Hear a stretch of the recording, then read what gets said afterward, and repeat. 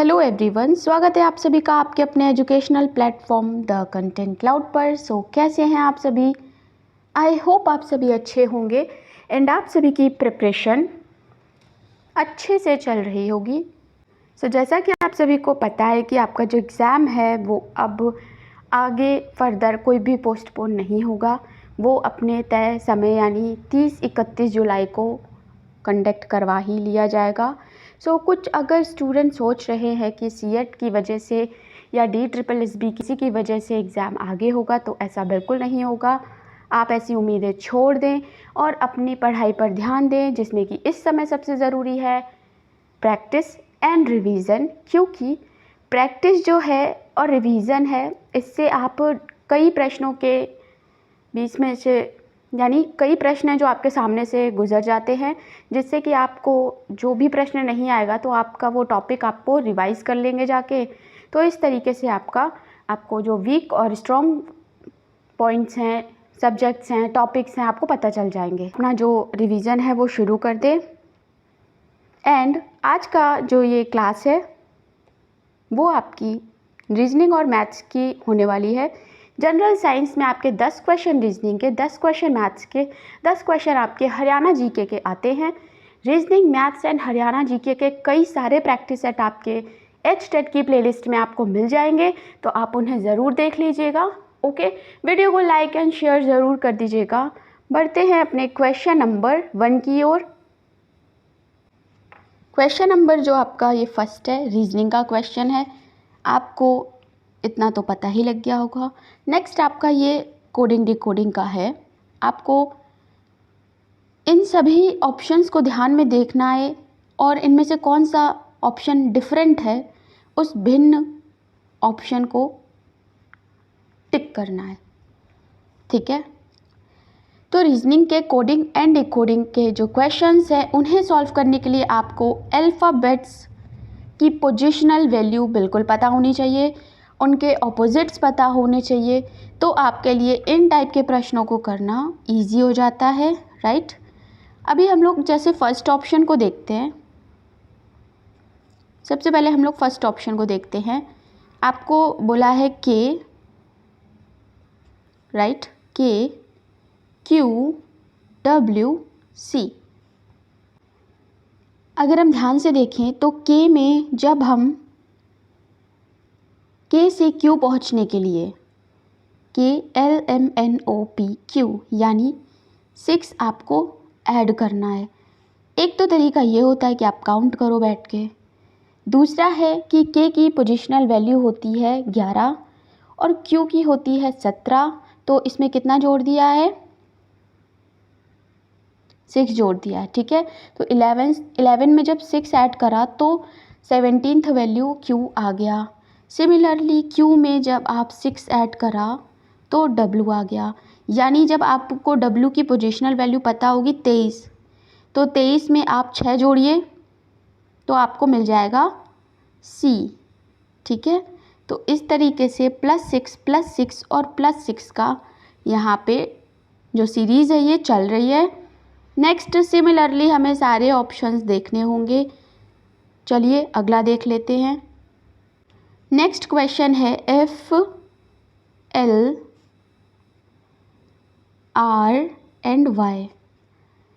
F की जो value होती है 6 होती है। 6 में 6 को जोड़ेंगे होगा 12 एंड 12 होता है हमारा L, तो +6 किया। सिमिलरली L में +6 किया, R आएगा एंड R की पोजिशनल वैल्यू होती है आपकी 18। 18 में जब आप 6 जोड़ोगे तो कितना आएगा? 24। 24 यानी X, लेकिन हमें क्या दिया गया है? Y। तो ये हमारा 7 जोड़ दिया है। यहाँ पर हमें जोड़ना है 6, आना चाहिए X, आ क्या गया? Y। तो इसलिए हमारा ये ऑप्शन बिल्कुल सही है। यानी ये वाली जो सीरीज़ है ये गलत चल रही है, तो ये डिफरेंट है। अब ये डिफरेंट है, इतने में तो हम तय नहीं कर सकते, हम कुछ और ऑप्शंस को भी देख लेते हैं।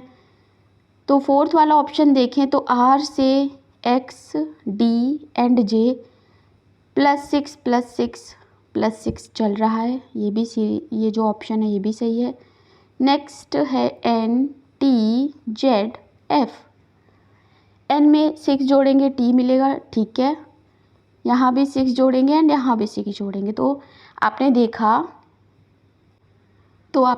कि किस तरीके से सेकंड वाला जो ऑप्शन है ये हमें करेक्ट आंसर मिल गया है, ठीक है। तो जो भी स्टूडेंट्स का करेक्ट आंसर सेकंड था उनका सबका करेक्ट है। नेक्स्ट हम लोग क्वेश्चन पर बढ़ते हैं। तो ये था आपका पहला क्वेश्चन जिसका करेक्ट आंसर है सेकंड ऑप्शन। नेक्स्ट है, अगला आपको एक पज़ल दे दी गई है, छोटी सी पज़ल है जिसमें बोला है कि PQRSTU एक पंक्ति में उत्तरोन्मुख बैठे हैं। U S और P के निकटस्थ है, P Q के बाएं दूसरे स्थान पर है और Q अंतिम छोर पर है। बाएं छोर से दूसरे स्थान पर कौन बैठा है? ओके, चलिए, तो जैसा जैसा पज़ल में आपको कहते जाएं वैसे वैसे आपको करना चाहिए। सिंपल रीजनिंग आपकी बहुत सरल होती है जब तक आप इसमें अपनी बुद्धि नहीं लगाते हैं, मतलब एक्स्ट्रा। तो जैसा आपको बोलता जाए वैसे करते जाइए। बोला है PQRSTU, कितने लोग हैं ये? PQRSTU यानी 6 लोग हैं। चलिए ठीक है, अभी एक पंक्ति में बैठे हैं, तो पंक्ति में बैठे हैं तो ऐसे ही तो बैठे होंगे, 1 2 3 4 5 6, इस तरीके से ये 6 लोग बैठ गए। अभी सभी का फेस जो है वो नॉर्थ में है, तो नॉर्थ हमारा हमेशा ऊपर ऐसे होता है। जब नॉर्थ डायरेक्शन फिक्स हो गई तो ये हमारा राइट है एंड ये लेफ़्ट है, ओके। सो यहाँ पर मेरा राइट मतलब तो इस लाइन का भी राइट, और अपना लेफ़्ट तो इस लाइन का भी लेफ़्ट, ठीक है। लेफ़्ट एंड राइट क्लियर हो गया। एंड राइट का मीनिंग होता है आपका दायां, ठीक है, ये आपका होता है हिंदी में दायां। एंड लेफ़्ट का मीनिंग होता है बायां, ओके। इतना क्लियर हो गया। अब हम लोग बिठाते हैं पर्सन्स को। कह रहा है U S और P के पास में बैठा हुआ है, ठीक है। कह रहा है P Q के बाएं दूसरे स्थान पर है, यानी P कह रहा है P Q के बाएं में दूसरे स्थान पर है, ठीक है। अभी कह रहा है Q अंतिम छोर पर है, बाएं छोर से दूसरे स्थान पर कौन बैठा है, ये आपका प्रश्न है। तो सबसे पहले Q को अंतिम छोर पर बिठा देते हैं हम लोग। Q को ऐसे राइट में बिठा देते हैं, ओके। नेक्स्ट कह रहा है जो P है वो Q के बाएं दूसरे स्थान पे है। बाएं का अर्थ होता है लेफ़्ट, तो P यहाँ पे बैठ जाएगा। अब जब P यहाँ पर बैठ गया तो कौन बैठना है? U को बैठना है, क्योंकि U है वो S और P के पास में बैठा है कहीं। अब हमारे पास आएगी कौन से बचे? अभी बचा R और T। तो R और T को हम ना बैठा नहीं सकते, क्योंकि इनके बैठने के लिए कोई भी स्टेटमेंट बताया नहीं गया है, इनकी कोई भी जो स्थिति है वो स्पष्ट नहीं दी गई है। इसलिए R एन T आपका यहाँ भी हो सकता है और R एन T यहाँ भी हो सकता है। प्रश्न आपसे पूछा है बाएं छोर से दूसरे स्थान पर कौन बैठा है। बाएं छोर से यानी लेफ़्ट एंड से दूसरे स्थान पर कौन बैठा है, तो वहाँ बैठा है आपका S, as simple as this, ठीक है। S आपका यहाँ पे करेक्ट आंसर है। थर्ड ऑप्शन आपको मिल गया। इसी प्रकार से जो क्वेश्चन है वो आपसे पूछे जाएंगे, तो आप अपनी प्रिपरेशन ऐसे करें। सिंपल सा था, आपको सबसे पहले पर्सन देखने हैं कि कितने पर्सन हैं, उनको बैठा देना है, उतनी लाइनें कर लीजिए, डायरेक्शन तय कर लीजिए, लेफ़्ट एंड राइट को फिक्स कर लीजिए एंड फिर जैसा स्टेटमेंट बोलता जाए वैसे आप करते रहिए। आपकी जो पज़ल है वो सॉल्व हो जाएगी। पज़ल वैसे बैंकिंग में ज़्यादा पूछी जाती है, तो अगर आप प्रिपरेशन कर रहे हैं बैंकिंग की तो अलग से पज़ल सेक्शन है जिसमें हमने बेसिक से बताया है कि पज़ल को कैसे सॉल्व करेंगे, तो आप उसे देख लीजिएगा।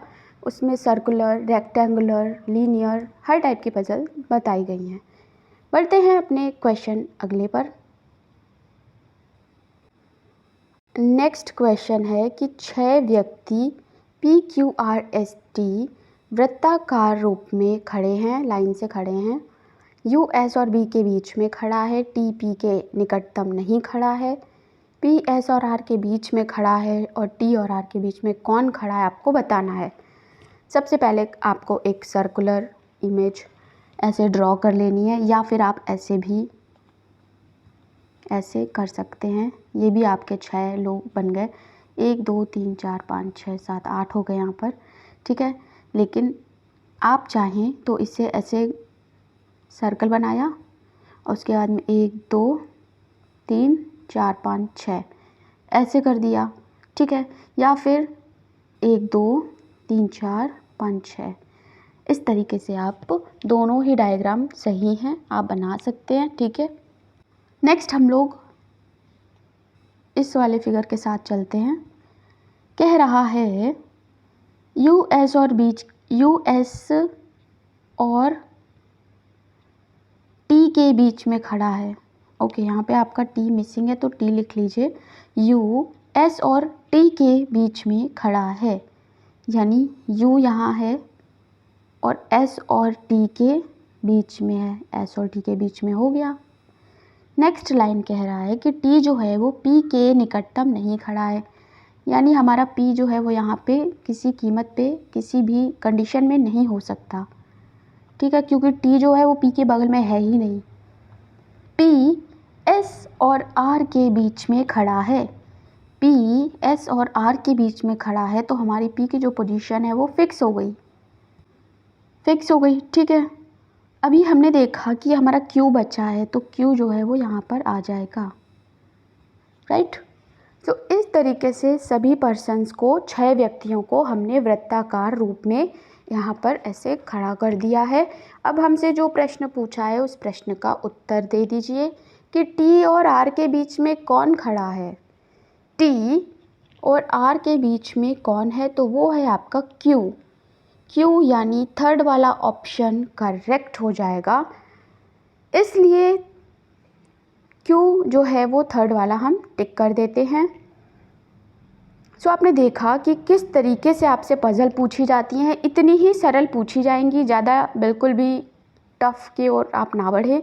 सिंपल सी प्रश्न ऐसे ही आपके पूछे जाएंगे। अब आप चाहें तो यहाँ पर अपने हिसाब से इस कंडीशंस को चेंज कर सकते हैं और अपनी पज़ल को प्रैक्टिस कर सकते हैं, ठीक है। रीजनिंग की क्लासेस ऑलरेडी बहुत अवेलेबल हैं, आप देख लीजिएगा, उन्हें प्रैक्टिस कर लीजिएगा अच्छे से।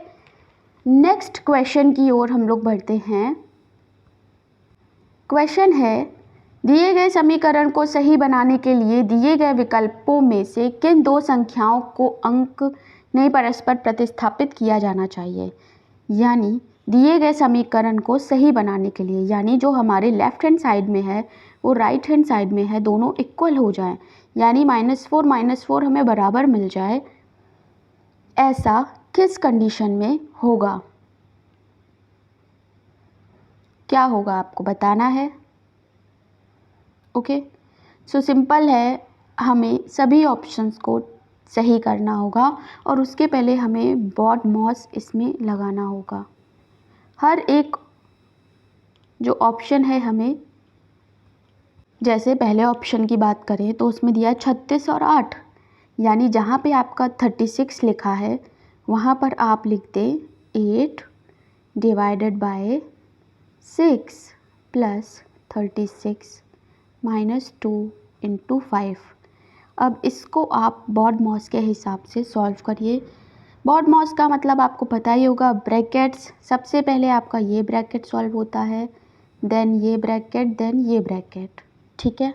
ऑफ का मतलब होता है का, जब भी आपको का दिया हो तो उससे पहले सॉल्व करेंगे। डिवीज़न होता है, मल्टीप्लिकेशन मल्टीप्लाई होता है, एडिशन होता है, सब्ट्रैक्शन।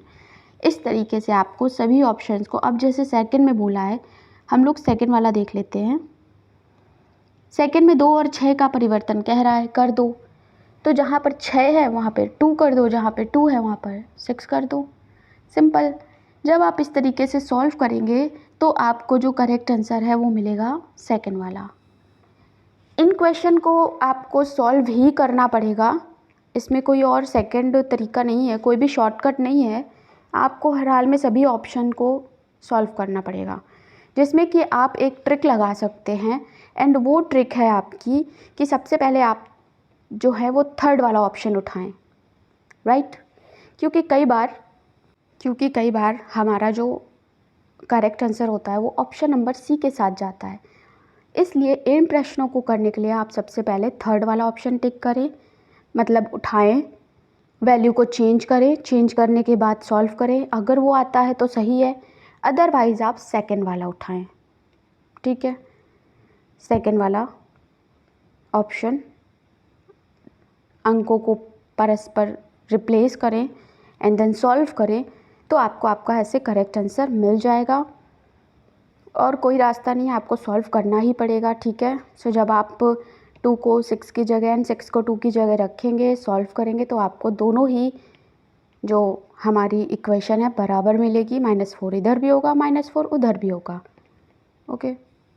अब बढ़ते हैं अपने नेक्स्ट क्वेश्चन की ओर। अगला क्वेश्चन आपका है कि मोहन पूर्व की ओर 3 किलोमीटर चलता है, ओके, और दक्षिण की ओर मुड़कर 4 किलोमीटर चलता है, फिर पश्चिम की ओर मुड़कर 6 किलोमीटर चलता है। वह प्रारंभिक बिंदु से कितनी दूर है? यह आपका डायरेक्शन का क्वेश्चन है, आपको सॉल्व करना है। तो ये आपका डायरेक्शन का क्वेश्चन है, इसे आपको सॉल्व करना है। जैसे जैसे आपको बोला जा रहा है वैसे वैसे आप करते जाइए। मोहन पूर्व की ओर 3 किलोमीटर चलता है, सपोज ये मोहन है, ठीक है। एंड पूर्व की ओर 3 किलोमीटर चलता है, तो 3 किलोमीटर पूर्व की ओर। अच्छा, डायरेक्शन में आपको इतना तो पता ही होगा बेसिक, कि आपकी जो डायरेक्शन है ये होती है नॉर्थ, ये साउथ, ये ईस्ट, ये वेस्ट, ठीक है। एंड बाकी और 4 होती हैं, ये north east, south east, north waste, south west. तो ये आपका डायरेक्शन होता है, आपको इन्हीं डायरेक्शन के हिसाब से काम जो है करना होता है। जब भी आपसे नॉर्थ बोले तो आपको इस डायरेक्शन में जाना है, वेस्ट बोले इस डायरेक्शन में जाना है, सिंपल, ठीक। तो अब हम लोग अपने क्वेश्चन में आगे बढ़ते हैं और कह रहा है कि 3 किलोमीटर चलता है पूर्व की ओर, ठीक है, 3 किलोमीटर चल लिए। दक्षिण की ओर मुड़कर 4 किलोमीटर चलता है, दक्षिण यानी साउथ की ओर मुड़ा और 4 किलोमीटर ये चल लिया। फिर पश्चिम की ओर मुड़कर 6 किलोमीटर चलता है। अभी ये 3 हो गया, तो थोड़ा सा आगे बढ़ाकर ये हो गया 6, ठीक है। अभी बताना है कि वो प्रारंभिक बिंदु से कितना दूर है, प्रारंभिक बिंदु से कितना दूर है। प्रारंभिक बिंदु हमारी ये है जहाँ पर M लिखा है, ये हो गई प्रारंभिक बिंदु, ठीक है। और प्रारंभिक बिंदु से कितना दूर है, तो ये आपको बताना होगा। इसके लिए आपको यहाँ पर पाइथागोरस थ्योरम जो होती है PGT, वो लगानी है। आपको यहाँ पर एक इस डॉट से इस डॉट को मैच करना है। एंड ये राइट एंगल ट्रायंगल एक दिख रहा होगा, क्योंकि ये अभी हम इसकी थोड़ी नेमिंग कर लेते हैं, ठीक है। ये तो रहा मोहन, A पॉइंट से चला B पे पहुंचा, B से C पे पहुंचा, C से D पे पहुंचा, नहीं D पे नहीं पहुंचा, C से डायरेक्ट ये यहाँ पे C पे पहुंचा, A B C D।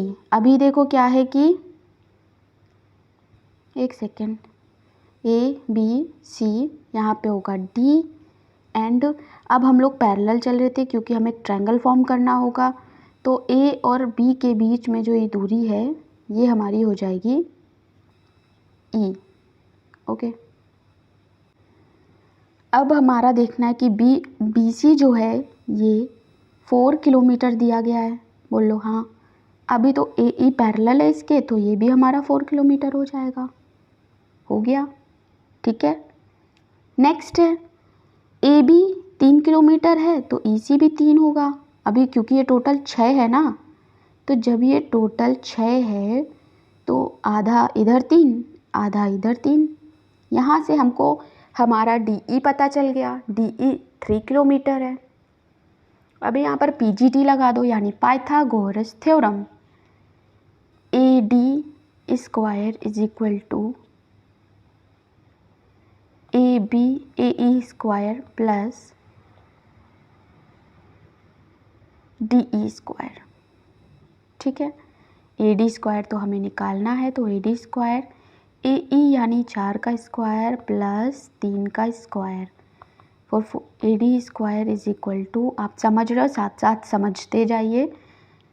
4 4 ज़ा 16, 3 3 ज़ा 9।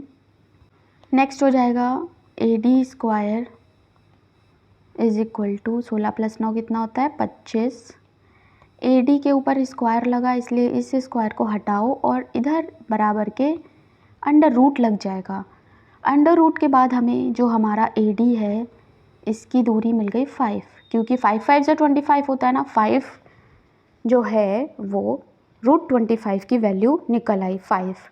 एंड AD ही तो था जो हमसे यहाँ पर पूछा गया था, ये तो ये हमारी 5 निकल आई है, 5 किलोमीटर, जो हमें ऑप्शन नंबर 3 में दिया गया है। आई होप आप सभी को ये क्लियर हुआ होगा कि कैसे इन क्वेश्चंस को सॉल्व करते हैं। ठीक है, सबसे पहले हमें बेसिक डायग्राम बनाना है जैसा क्वेश्चन कहता जाए, फिर थोड़ा समझ के साथ हमें एंगल्स निकाल लेने हैं, ट्रायंगल के साइड्स निकाल लेनी है, जैसे कि BC 4 था तो AE भी 4 होगा। ओके, अभी हमें DC पूरा 6 दिया गया था प्रश्न में, तो हम क्या DE नहीं निकाल पाएंगे, 3 इधर से हाफ हो गया तो इसकी 3 आ गई वैल्यू। इस तरीके से इसे सॉल्व किया जाता है। आई होप आप सभी को क्लियर हो गया होगा। अगर कोई भी डाउट है तो थोड़ा सा पीछे करके आप देख सकते हैं क्वेश्चन को। बढ़ते हैं नेक्स्ट क्वेश्चन की ओर। क्वेश्चन है, बिंदु X से शुरू करके A दक्षिण की ओर 20 मीटर की यात्रा करता है और अपने बाईं ओर मुड़ता है और 15 मीटर की यात्रा करता है, फिर उत्तर पश्चिम दिशा की ओर बढ़ता है और 25 मीटर की यात्रा करता है, अंत में वह दाईं ओर मुड़ता है और 30 मीटर की यात्रा करता है। तो अब वह अपने प्रारंभिक बिंदु से कितनी दूर है और किस दिशा में है, यहाँ पे आपको डायरेक्शन पूछी गई है। ठीक है, तो जैसा जैसा क्वेश्चन कहता जाए वैसे वैसे करते जाइए। जैसा कि प्रीवियस क्वेश्चन में आपको बताया था कि डायरेक्शन आपकी ऐसे होती है, north, south, east, west, north east, south west, south east, north west. तो अब आपको इसी फ्रेम में शुरू करना है। ठीक है, कह रहा है बिंदु X से शुरू करके A दक्षिण की ओर 20 मीटर की यात्रा करता है। सपोज यहाँ पर X पॉइंट है, ओके, एंड दक्षिण की ओर 25 मीटर यात्रा 20 मीटर की करता है।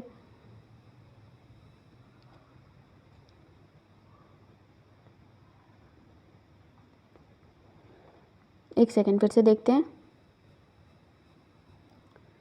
A दक्षिण की ओर 20 मीटर यात्रा करता है। ठीक है, तो कोई पॉइंट X है, यहाँ से A जो है वो स्टार्ट करता है और 20 मीटर यहाँ पे ट्रैवल कर लेता है। नेक्स्ट वो अपनी बाईं ओर मुड़ता है, तो बाईं ओर वो ऐसे मुड़ेगा। ठीक है, और 15 मीटर की यात्रा करता है। ठीक है, फिर उत्तर पश्चिम दिशा की ओर मुड़ता है, यानी उत्तर पश्चिम दिशा होगी आपकी ये। ठीक, उत्तर पश्चिम दिशा की ओर मुड़ने लगा और मुड़ते हुए 25 मीटर की यात्रा की, ये हो गई 25 मीटर की यात्रा। फिर एंड में वो दाईं ओर मुड़ा, यानी अपने राइट में, और 30 मीटर की यात्रा करी। ठीक है, 30 मीटर की यात्रा ऐसे उसने दाईं ओर मुड़ के 30 मीटर की यात्रा कर ली। अभी वह अपने किस दिशा में है ये आपको बताना है।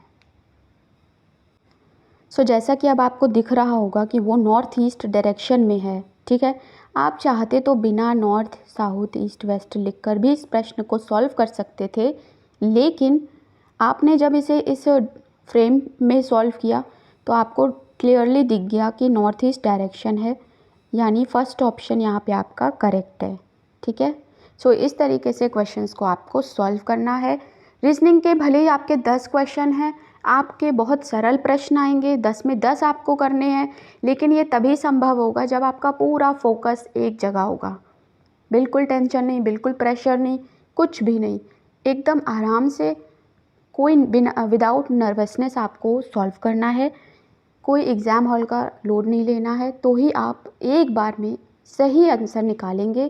क्योंकि आता देखिए सबको है, लेकिन जो फोकस के साथ करता है वो करेक्ट आंसर एक बार में एक्यूरेसी के साथ निकालता है।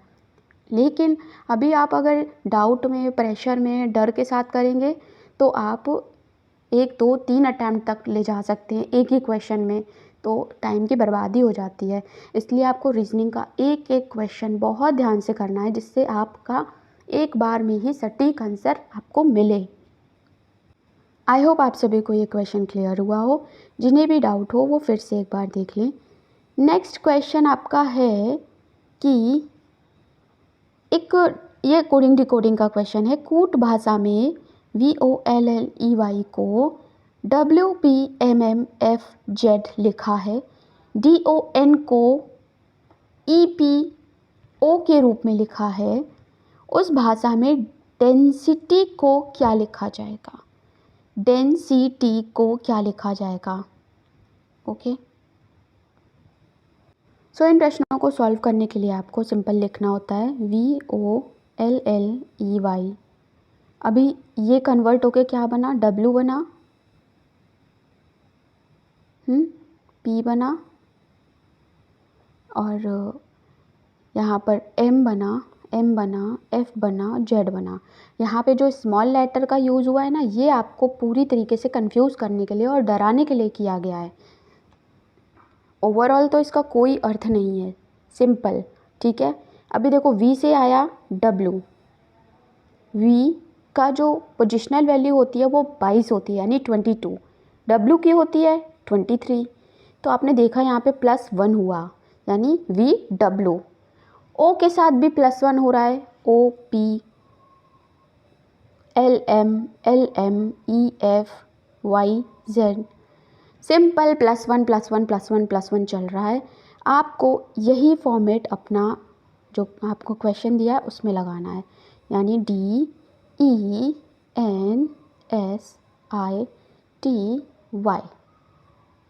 डेंसिटी को भी ऐसे ही +1 +1 +1 करना है। ठीक है, D के बाद आएगा E, E का F, ठीक है, N का O, S का T, I का J या J। ठीक है, दोनों ही आपको लेकर चलना है, J। नेक्स्ट है T का U, Y का Z। अभी आपको देखना है कि कौन सा ऑप्शन आपको मैच हो रहा है। अगर हम ऑप्शन नंबर 4 को देखें तो E ये वाला F हटा दो, F O T J, यानी ये कैपिटल Z हटा दो, स्मॉल j है, U Z। इस तरीके से जो 4th ऑप्शन है वो आपका यहाँ पर करेक्ट आंसर बन रहा है। देखा आपने किस तरीके से, अगर आपको पोजिशनल वैल्यू याद है तो ये अल्फ़ाबेटिकल सीरीज़ आपसे आसानी से हैंडल हो जाएंगी। बिल्कुल डरने की बात नहीं है, आसानी से सॉल्व हो जाएंगी। ओके, सो बढ़ते हैं अगले क्वेश्चन की ओर। क्वेश्चन है, उस विकल्प का चयन कीजिए जिसे तीसरे नंबर से उसी तरह संबंधित है जैसे दूसरी संख्या पहली संख्या से। Okay, 56 13 63 what.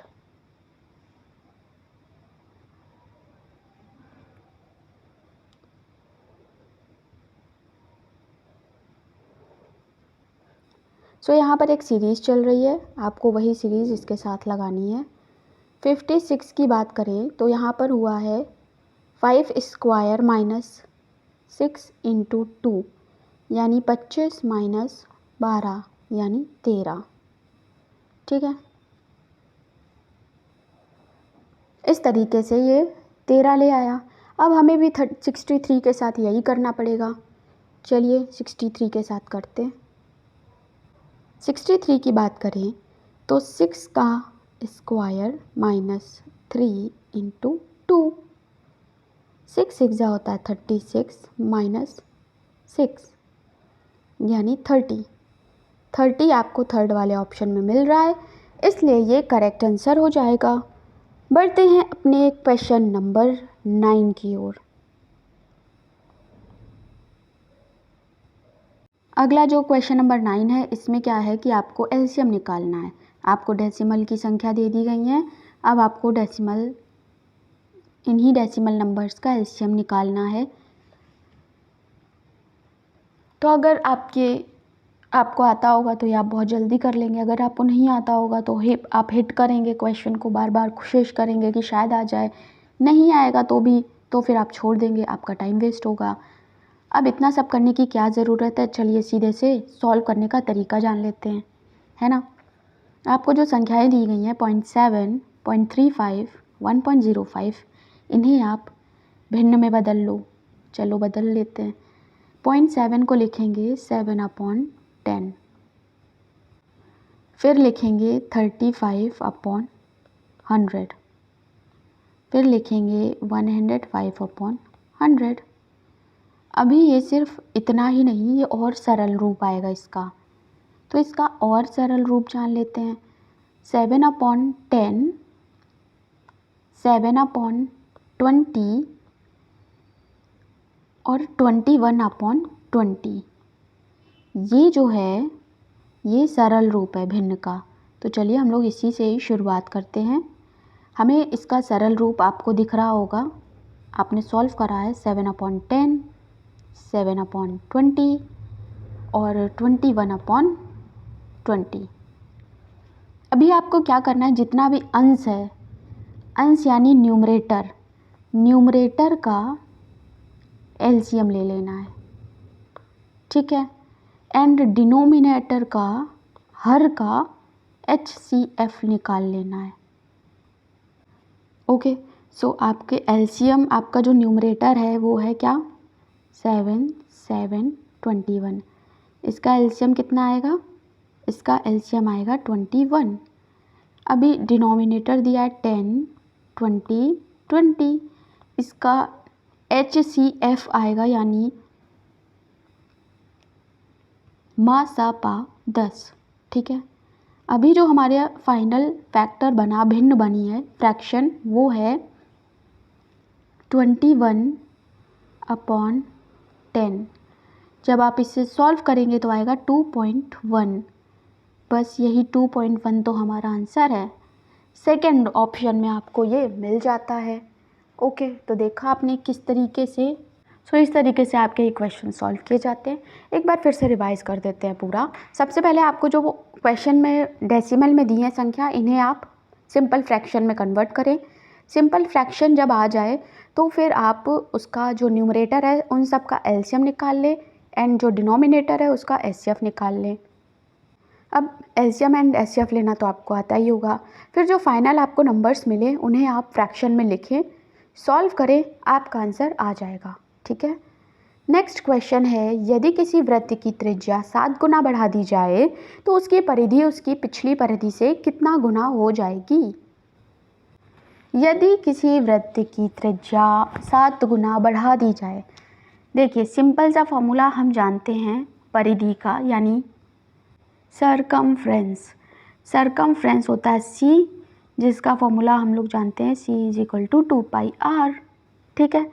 अभी कह रहा है कि जो परिधि है वो 7 हो जाए, ठीक है, तो न्यू जो हमें रेडियस मिलेगी वो 7 टाइम होगी, यानी लिख लीजिए कहीं, नई त्रिज्या है आपकी 7r, 7 गुना, ठीक है। अभी नई परिधि क्या हो जाएगी, यानी सबसे पहले इसको C1 कर लो, यानी पहले पिछली पुरानी प्रारंभिक परिधि C1 = 2πr। अब नई परिधि क्या होगी, वो है C2 = 2πr, की जगह हम लिखेंगे 7r, ठीक है। अभी इसको सॉल्व करेंगे तो C2 = 14πr, और सॉल्व करेंगे, और सॉल्व करेंगे तो हमें 7 कॉमन ले लेंगे तो हो जाएगा C2 इज इक्वल टू 7 बाहर लिया 2 पाई r, ठीक है। यानी 2 पाई r को अगर हम ध्यान से देखें तो हम C1 नहीं लिख सकते, तो अब हम यहाँ लिख देंगे C2 is equal to 7 into C1। तो अब हम ये क्लियरली देख पा रहे हैं कि जो नई परिधि है वो प्रारंभिक परिधि का 7 गुना है। नई परिधि प्रारंभिक परिधि का 7 टाइम्स है। तो सेकंड ऑप्शन में ये हमें यहाँ पर दिख रहा है, इसलिए सेकंड वाला ऑप्शन करेक्ट हो जाएगा। आई होप आप सभी को क्लियर हो गया होगा एक क्वेश्चन कैसे सॉल्व करना है। अगर आपको कोई डाउट हो तो आप थोड़ा सा पीछे करके देख सकते हैं। बढ़ते हैं हम लोग अगले क्वेश्चन की ओर। क्वेश्चन नंबर अगला है कि सैम, साई और श्री के वेतन का रेशियो 7:9:11 है। यदि श्री को सैम से 320 रुपये अधिक मिलते हैं तो साई का वेतन कितना रुपए है। इन क्वेश्चन को करने के लिए आपको बिल्कुल भी ज़्यादा दिमाग नहीं लगाना है, बहुत सरल तरीका होता है। अगर आप x के चक्कर में पढ़ेंगे, यानी मान लेते हैं x या रेशियो को ही कन्वर्ट कर दीजिए 7x, 9x, 11x, तो ये सब काफ़ी कठिन हो जाएगा, काफ़ी लंबा प्रोसेस हो जाएगा। हम लोग इसे शॉर्ट तरीके से करते हैं, ठीक है। सबसे पहले देख लेते हैं सैम, साई और श्री। सैम, साई और श्री का रेशियो क्या है 7, 9, 11। ओके, अभी कह रहा है श्री को सैम से 320 रुपये ज़्यादा मिले। 320 रुपये ज़्यादा मिले हैं किसको, श्री को। किससे, सैम से। अभी अगर हम रेशियो में देखें तो सैम 7 है, श्री 11 है, तो श्री को 4 ज़्यादा हुआ ना, 4 ज़्यादा मिले। 7 में 4 जोड़ेंगे तभी ना 4 11 होगा। तो हम अगर ये देखें कि 4 बराबर है किसके, 4 जो बराबर है वो है 320 के बराबर। इस तरीके से आप एक का वैल्यू निकाल लीजिए। एक होगा 320/4 यानी 320 डिवाइड बाई 4, एक हो जाएगा 80 के बराबर। अब एक आपकी वैल्यू 80 के बराबर आ गई, तो अब आपसे जो भी पूछे आप आसानी से उसका आंसर दे पाएंगे। साई का वेतन कितना रुपए है, साई का वेतन पूछा है, यानी 9 वाली वैल्यू पूछी है आपसे। 9 वाली वैल्यू पूछी है, एक वाली वैल्यू आपको पता है 80, तो 9 वाली कितनी हो गई, 80 गुणे 9, यानी 9 8 जा 72, 720 रुपीज़ आपका करेक्ट आंसर आ जाएगा, जो हमें ऑप्शन नंबर 4 में नज़र आ रहा है। इसलिए जो फोर्थ ऑप्शन है 720 रुपये, ये आपका करेक्ट आंसर हो जाएगा। एक बार फिर से देख लेते हैं इसे। सबसे पहले आपको सैम, साई और श्री का रेशियो वाली वैल्यू लिखनी है। आपको बोला गया है कि 320 रुपये ज़्यादा है, तो आप वो रेशियो में देख लीजिए कितना ज़्यादा है। 4 ज़्यादा है, 4 बराबर हो गया 320 के, 1 बराबर 80 के। एक की वैल्यू अगर हमें मिल गई तो अब आपसे टोटल सैलरी पूछे, तीनों के पूरे रुपए पूछे या कुछ भी पूछे, आपको आंसर आ जाएगा, ठीक है। 1 बराबर 80 के, तो 9 वाली वैल्यू आपकी पूछी है, 9 बराबर हो जाएगा 720 के। आई होप आपको क्लियर हो गया होगा। नेक्स्ट क्वेश्चन की ओर बढ़ते हैं। क्वेश्चन नंबर 12 है, उन संख्याओं का गुणनफल ज्ञात कीजिए जिनका लघुत्तम समापवर्त्य 30 और महत्तम समापवर्तक 9 है। उन संख्याओं का गुणनफल ज्ञात कीजिए जिनका LCM दिया है 30, HCF दिया है 9। बहुत सरल क्वेश्चन है, आप सभी सॉल्व कर लेंगे। इसे सॉल्व नहीं किया तो फिर क्या किया, बहुत इजी होता है ये। सिंपल सा फॉर्मूला आपको याद होना चाहिए। जिन भी स्टूडेंट को इनमें प्रॉब्लम हो रही है इसमें, तो हम लोग एक फॉर्मूला है उसे याद कर लेते हैं। वो है संख्याओं का गुणनफल, यानी product of numbers is equal to LCM into HCF। Okay, ये आपका एक फॉर्मूला है, इसी पर बस वैल्यू रखिए और आंसर आपके सामने होगा। प्रोडक्ट ऑफ नंबर, यही तो पूछा है आपसे, संख्याओं का गुणनफल, संख्याओं का गुणनफल निकालना है। एलसीएम दिया है 30, एचसीएफ दिया है 9, मल्टीप्लाई कर दीजिए, 9 3 जा 27, 270 करेक्ट आंसर हो जाएगा। एंड 270 आपको फोर्थ वाले ऑप्शन में नज़र आ रहा है। तो देखा कितना इजी है, बस आपको एक फॉर्मूला याद होना चाहिए। ओके, नेक्स्ट क्वेश्चन की ओर हम लोग बढ़ते हैं। क्वेश्चन है कि 281 इंटू 15 इंटू 16 इंटू 18 इकाई का अंक क्या होगा। जब अगर हम इन सब का मल्टीप्लाई करें तो यूनिट डिजिट हमें क्या प्राप्त होगी, ये पूछा है आपसे। तो सबसे पहले हम इन सभी संख्याओं का यूनिट डिजिट ले लेते हैं। इसको करने का यही तरीका है, आपको जो भी संख्या दी गई, जैसे 281 दिया है, इसका 1 ले लो, 15 दिया है, इसका 5 ले लो, मल्टीप्लाई लगाते जाओ साथ में। 16 दिया है, इसका 6 ले लो, 18 दिया है, इसका यूनिट डिजिट 8 ले लो। अब इन सब का गुणा करो, इन सब का मल्टीप्लाई करो और पता चलेगा आपको 240 आया। अब 240 का यूनिट डिजिट क्या है, 0। यहाँ पर आपको 0 मिल रहा है तो फोर्थ ऑप्शन में 0 आपका आंसर भी हो जाएगा। ठीक है, सो इसी तरीके से आपको यूनिट डिजिट निकालना होता है। बिल्कुल सरल क्वेश्चन है, फ्री का नंबर है ये। अगर ये भी क्वेश्चन नहीं होगा तो बहुत मुश्किल हो जाएगी फिर। नेक्स्ट क्वेश्चन है, निम्नलिखित संख्या श्रृंखला का अगला पद क्या होगा, यानी नेक्स्ट टर्म क्या होगा। What is the next term of this series. Series है 10, 12, 16, 24, 40 डैश। सीरीज को सॉल्व करने के लिए आपकी बहुत अच्छी प्रैक्टिस होनी चाहिए। कुछ थोड़े बहुत रूल्स होते हैं जो आप लगा सकते हैं, जैसे addition on addition, subtraction on addition, multiplication addition. तो सबसे पहले आपको इस पूरी सीरीज़ को देखना है। अगर आपको कुछ बड़ा दिख रहा है, यानी बड़ा बदलाव दिख रहा है, जैसे यहाँ 10 होता, यहाँ 50 होता, तो इतना बड़ा डिफरेंस देखने को अगर मिले तो फिर आप समझिए कि कुछ मल्टीप्लाई हो रहा है, कुछ स्क्वायर में चेंजमेंट हो रहा है, क्यूब में चेंजमेंट हो रहा है। ठीक है, ऐसा कुछ चल रहा है। लेकिन आपको 10 से मिला है क्या, 12, तो आप ऐसे जोड़ लो, पहले एडिशन आप इसमें कर लो। 10 से 12 यानी 2 जोड़ा गया, 12 से 16 4 जोड़ा गया, 16 से 24 8 जोड़ा गया, 24 से 40 16 जोड़ा जाएगा। यानी जो वैल्यू है वो अपना डबल ऐड हो रही है। ठीक है, तो अभी 40 में हम 16 का डबल ऐड कर देंगे, यानी 32, तो हमें 72 मिलेगा नेक्स्ट टर्म। नेक्स्ट टर्म होगा 72, जो हमें ऑप्शन नंबर 4 में दिया है। यानी यहाँ 2 अपना डबल हुआ 4, 4 अपना डबल हो गया 8, 8 अपना डबल हो गया 16, 16 भी अपना डबल होगा 32, और 32 को 40 में जोड़ देंगे तो हमें 72 जो हमारा आंसर है वो प्राप्त हो जाएगा। बढ़ते हैं अगले प्रश्न की ओर। क्वेश्चन नंबर अगला है, उन संख्याओं का गुणनफल ज्ञात कीजिए जिनका एलसीएम 30 है और एचसीएफ 9 है। ये क्वेश्चन आपका ऊपर सॉल्व करवा दिया गया है। संख्याओं का गुणनफल होता है बराबर, यानी products of number is equal to LCM into HCF, यानी 30 इंटू 9, 9 3 जा 27, 270 आपका करेक्ट आंसर हो जाएगा।